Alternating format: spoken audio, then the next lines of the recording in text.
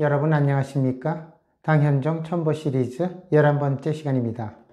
지난 시간 알록산이 파죽지세로 남하하자 현종은 낙양으로 봉상청의 선봉부대를 파견하고 이어서 고선지 장군으로 하여금 주력 부대를 이끌고 성군에 주둔하게 합니다. 봉상청은 낙양에 도착해서 정세를 살피고 나서 중과 부족임을 깨닫게 됩니다. 보름 기간 동안 겨우 6만의 병사를 모집하였는데 알록산의 부대는 막강의 기병을 보유한 15만의 정병입니다. 병력 숫자는 그렇다 치고 모집한 병사들은 모두 일반 가정의 자제들로서 한 번도 무기를 들어본 적이 없습니다. 시간이 충분하다면 훈련을 할 수 있겠지만 알록산의 남하 속도가 매우 빠릅니다. 범영을 출발해서 남쪽으로 하북을 지나갈 때까지 어떠한 저항도 받지 않습니다. 자치 통감을 보면 지나가는 길목마다 해당 군수와 현령들이 성문을 열고 환영하거나 혹은 성을 버리고 도망갔으며 남아있던 자들은 모두 목이 베어졌다고 기록하고 있습니다. 하북성을 지나고 이제 하남성에 도착하자 저항 세력이 있었지만 매우 미약합니다. 이미 오래전에 부병제가 폐지되어 중원지역에는 군사훈련이나 무기가 준비되어 있지 않습니다. 창고 안에 보관되어 있던 무기들은 모두 작동불능이거나 부식되어 사용할 수가 없습니다. 자치통감을 보면 요충지인 형령을 지키던 병사들이 호족의 철갑병들이 달려들어 소리치자 놀라서 태반이 성에서 떨어져 죽었다고 합니다. 범영을 출발한 지 불과 한 달 만에 낙양까지 물밀듯이 밀려오는데 어찌 오합지졸을 훈련시킬 시간이 있겠습니까? 봉상청은 정상적인 방법으로는 승리할 수 없다고 판단하고 동쪽 요새인 호래관에 진을 치고 협곡 사이에서 협공하려고 합니다. 그러나 보병 위주인 장안의 군사들은 막강한 철갑기병을 당해내지 못하고 낙양성 앞까지 후퇴합니다. 12월 15일에 알록산의 기병들이 사방에서 낙양성을 공략해 들어오자 봉상청은 남은 병력을 이끌고 서문으로 빠져나와 도망을 칩니다. 여산에 응거하고 있던 이백이 낙양의 함락 소식을 듣고 지은 고풍시의 일부를 보면 부시 낙양천안이 망망주 호병이라 유혈도야처하고 시랑 진관영이라. 낙양의 들판을 굽어보니 수많은 오랑캐들이 달려가네. 흐르는 피는 들판을 적시는데 승냥이와 이리는 모두 관복을 입고 있네. 당시의 비참한 상황을 생생하게 묘사하고 있습니다. 봉상청은 남은 병력을 이끌고 성군으로 가서 고선지 장군의 부대와 합류합니다. 봉상청은 다시 전열을 정비해서 병력을 모아 공격하려고 했으나 역시 중과 부족을 느끼게 됩니다. 봉상청은 고선지 장군에게 다음과 같이 말합니다. 알록산의 병력이 너무 막강하고 성군에서는 저항할 요새가 없다. 병력은 없지만 험준한 동관으로 후퇴해서 최후의 방어선을 구축하는 것이 최선책이라고 말합니다. 동관이 뚫리게 되면 장안은 10중 8구 함락될 것이다. 그러니 동관에서 막고 지구전을 펼치는 것이 상책이라고 제안합니다. 고선지 장군은 봉상청의 건의를 수용하고 성군을 포기하고 동관으로 철수하기로 결정합니다. 첨보 15년 정월 초하루가 되자 알록산은 낙양에서 성대한 의식을 치르고 황제로 등극하고 대연제국이라고 칭합니다. 그러면 대당제국의 운명은 이것으로 끝이 나는 것일까요? 아닙니다. 알록산 부대의 후방에서 일반 백성들이 분연히 일어나 무장 세력을 조직하여 저항하기 시작합니다. 알록산이 정복한 바 있는 하북과 하남 지방에서 대서예가인 안진경이 봉기의 선두에 나서게 됩니다. 안진경이 봉기하자 기존에 함락되어 있던 24개의 군 가운데 17개의 군이 통제에서 벗어나게 되고 22만 명의 의용군이 모집됩니다.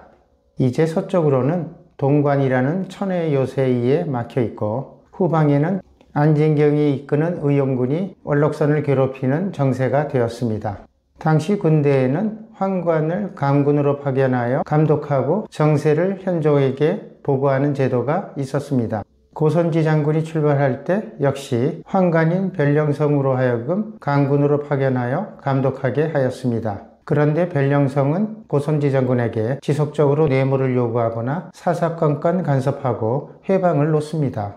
고선지가 동관으로 철수하자 변령성은 장안으로 가서 현종에게 다음과 같이 보고합니다.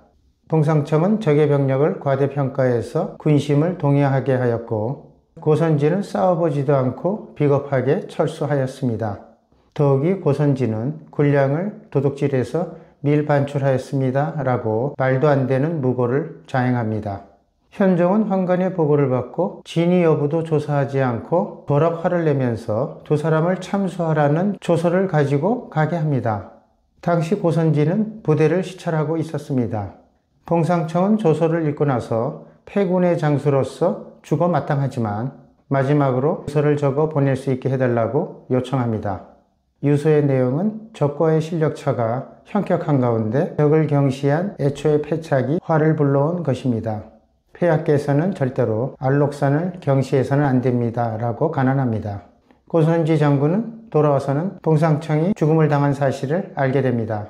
고선지는 사형을 집행하려는 변령성에게 다음과 같이 항변합니다. 병력을 철수한 것은 작전을 위한 계획이었고 군량을 탈취했다는 것은 사실과 부합되지 않는 무고에 불과하다. 고선지 장군의 마지막 죽음 장면이 매우 감동적입니다. 그는 대문을 열어젖히고 전사들에게 다음과 같이 소리칩니다. 만약 내가 군량을 도둑질한 사실을 여러분들이 인정하지 않는다면 나를 대신해서 억울하다고 소리쳐주기 바란다. 이때 군사들이 억울함을 대변하는 울부짖는 소리가 천하를 진동했다고 합니다. 고선지 장군은 봉상청의 시신 옆에서 묵념을 하고 함께 목을 베어 순국합니다. 현종이 어째서 알록산과의 일전을 앞두고 두 맹장을 살해하게 만들었을까요? 실패를 몰랐던 현종이 수세에 몰리자 조급한 마음이 드러난 것입니다. 또한 심리적으로 무장들을 신임할 수 없다는 의구심이 생겨난 것입니다.